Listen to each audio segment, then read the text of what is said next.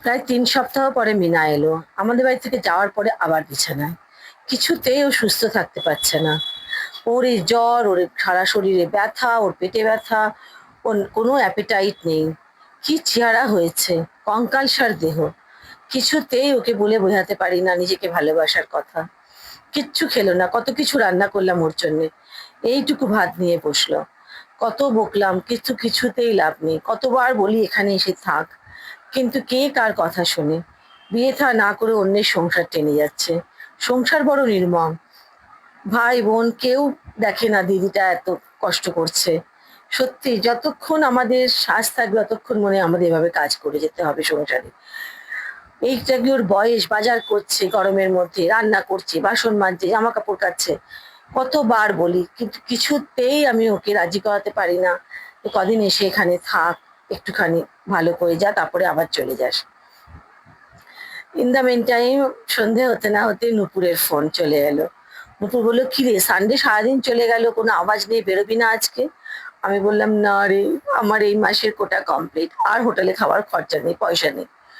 ও বললো, ঠিক আছে তাহলে চল বিসি পার্কে গিয়ে বসি। বললাম, সেটা হতে পারে, ঠিক আছে। ঋতুকে বল চা আনতে, আমি একটা চপ বানাচ্ছি, আর তুই চিপস নিয়ে চলে আয়। সঙ্গে সঙ্গে দৌড়ে গেলাম। আর মিনাকে বলেছি, চুপ করে বসে থাকবি, মাফিন আর চপ খেয়ে তারপর যাবি। চকলেট মাফিন বানিয়ে ফেললাম, চপও বানিয়ে ফেললাম।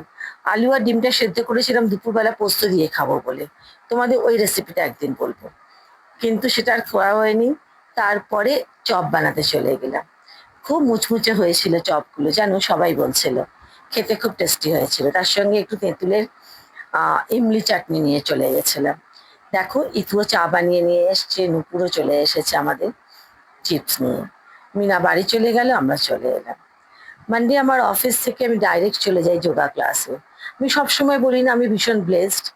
এত ভালো ভালো বন্ধু পেয়েছি, এত ভালো ফ্যামিলি পেয়েছি। যেই যোগা ক্লাস হয়ে যায় সঙ্গে সঙ্গে চিরস্থির দৌড়ে চলে যায় আগে চা বানাতে।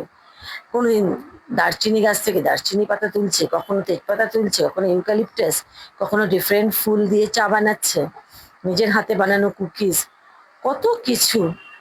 আচ্ছা বলো তো, কজন এরকম বন্ধু পায়? আমি সত্যি যেমন ভালো ফ্যামিলি পেয়েছি তেমনি ভালো বন্ধু সার্কেল। আমি রিয়েলি ব্লেসড, ঈশ্বর আমাকে সব